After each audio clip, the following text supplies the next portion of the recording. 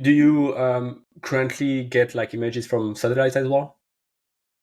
Yeah. So when I first started working in environmental science, GIS is like one of the main mapping tools, and it was mostly satellite data with some augmented aerial data, and then drone data started coming around. So now it's like combining all these different levels. And if you could think of satellite, the resolution limits, there's like there's physical and then there's legal limitations onto the resolution of satellite imagery, and then that's kind of removed by traditional aircraft because they can fly lower. So typically, from in satellite, you'll have around 30 centimeters per pixel, which means that every pixel occupies 30 centimeters of space on the ground.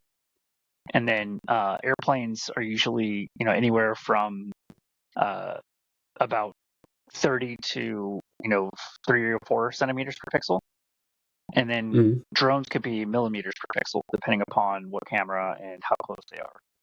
So, like I mentioned, that's kind of drones are more like the microscope versus satellites, and aircraft are more like the macroscope. So, and there's price variance as well, right? Because if you have satellite data, it's a little bit cheaper because they're casting such a wide swath.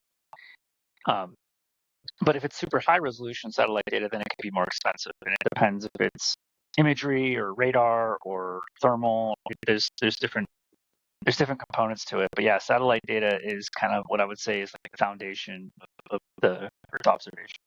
And then the traditional aircraft are kind of like the tools to get a large area in higher resolution, and the drones are smaller area, super high resolution.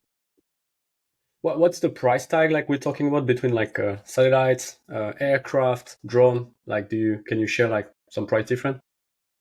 It really varies. I mean, I've seen satellite providers that charge, a few $1,000s per square kilometer, and then for traditional aircraft to do a few square kilometers or a few square miles, it would be a few thousand. And then when you're talking about drone, if you're trying to do that big of an area with a drone, and actually the price goes up quite a bit because you're limited by how far you can see.